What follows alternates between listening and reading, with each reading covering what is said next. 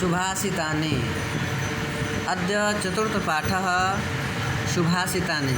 सुभाषितानि इति पाठस्य प्रथमश्लोकः।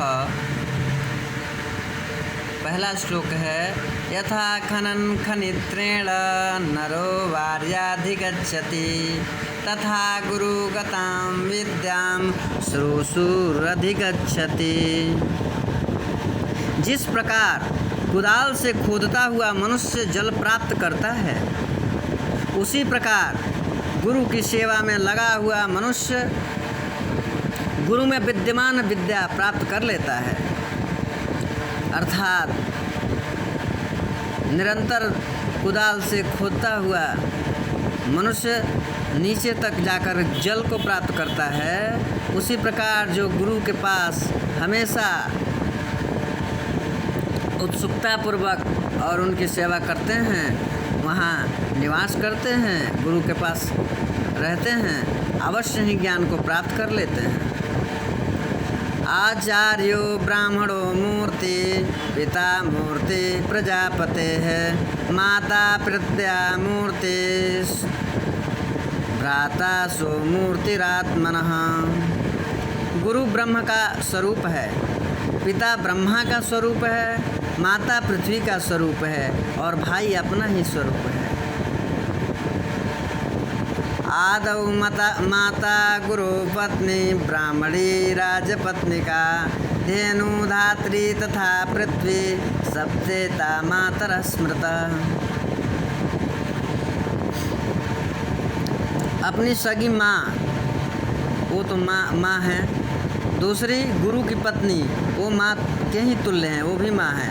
ब्राह्मण की पत्नी, वो ही माँ के तुल्य हैं। राजा की पत्नी, वो ही माँ के बराबर हैं। गाय, गो, धात्री और पृथ्वी, ये 7 माताएं कहीं गई हैं।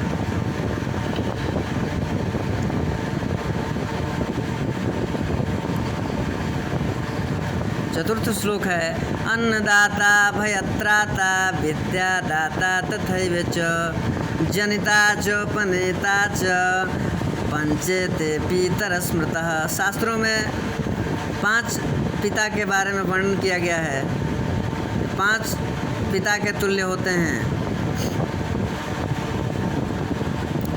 अन्नदाता भयत्राता, अन्न देने वाला, भोजन देने वाला, भय से बचाने वाला, भयत्राता, भय से बचाने वाला, विद्या देने वाला, विद्यादाता तथैव च, और जनिता, जो आपको आपके जनक हैं, जो पिता हैं,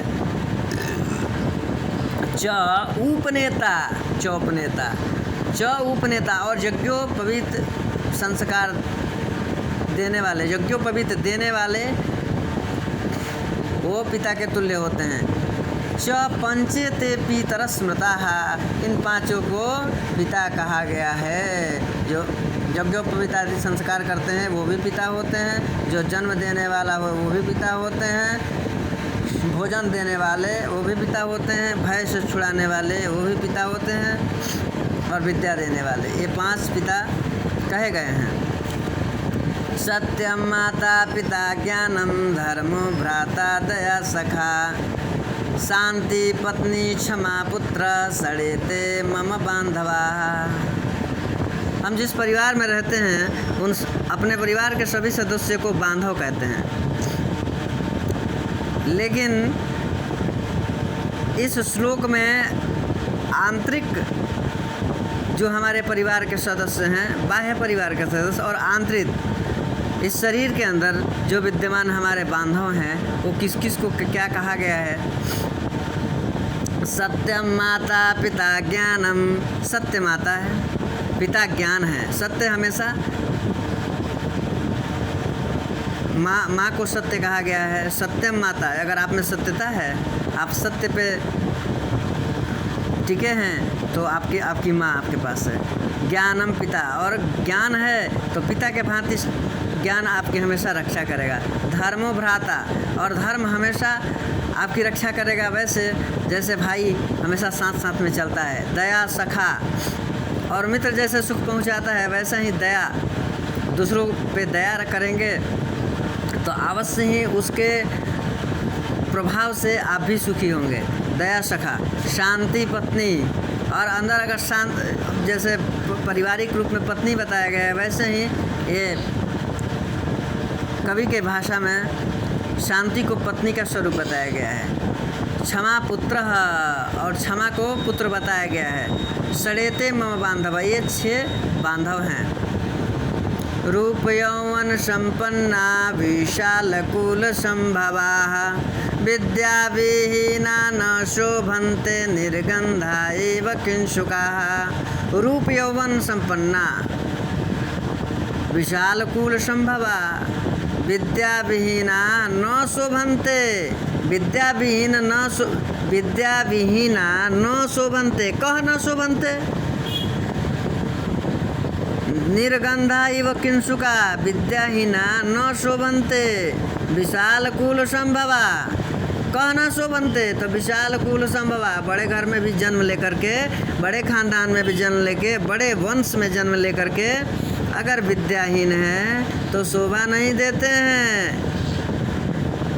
अगर रूप सुंदरता है, यौवन अर्थात जवानी है, संपन्ना सब कुछ है, सारे संपत्ति हैं, विशाल कुल संभवा, बहुत बड़े परिवार में, बहुत बड़े खानदान में जन्म लिए हैं। विद्याहीना न शोभन्ते, लेकिन अगर विद्या से हीन है तो आप शोभा नहीं देते हैं। उसी प्रकार, किस प्रकार, जिस निर्गंधा एव किंसुका, जिस प्रकार किंसुक का फूल, टेसु का फूल शोभा नहीं देता है, उसमें सुगंध नहीं होता है, उसी प्रकार बड़े कुल में जन्म लेना, सुंदर शरीर प्राप्त करना, जवानी होना, जवान होना, ये सब कुछ अगर आपके पास है, सब कुछ है, लेकिन आपके पास विद्या नहीं है तो टेसु के फूल के समान शोभा नहीं देते, विद्याहीन। नमन्ति फलिनो वृक्षाः नमन्ति गुणिनो जनाः शुष्कवृक्षाश्च मूर्खाश्च न नमन्ति कदाचन। नमन्ति फलिनो वृक्षाः नमन्ति गुणिनो जनाः, गुणिनो जनाः नमन्ति फलिनो वृक्षाः, वृक्षाः नमन्ति फलिनो, कौन वृक्ष झुकते हैं, फल वाले वृक्ष, वृक्षाः नमन्ति फलिनो, फल वाले वृक्ष झुकते हैं। जनाः नमन्ति गुणिनो, कौन लोग झुकते हैं, गुणी लोग। जनाः नमन्ति, क नमन्ति तो गुणिनो, जिनके पास गुण होता है वो झुक जाते हैं, वो नम्र बुद्धि के होते हैं, और जो फलदार वृक्ष होते हैं वो झुक जाते हैं। न नमन्ति कदाचन, कह न नमन्ति मूर्खाः न नमन्ति कदाचन शुष्क वृक्षाश्च न नमन्ति कदाचन, और सूखे वृक्ष कभी नहीं झुकते हैं और मूर्ख कभी नहीं झुकते हैं।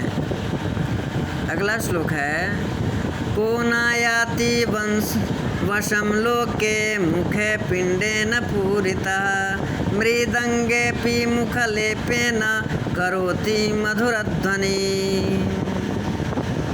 मुखे पिंडेन पूरितः को न आयाति वशं लोके, को न आयाति वशं अर्थात को न आयाति, कौन नहीं आ जाता है। मुखे पिंडेन पूरितः वशम लोके, इस संसार में कौन ऐसा है जिसको भोजन दिया जाए तो बस में न हो, क्योंकि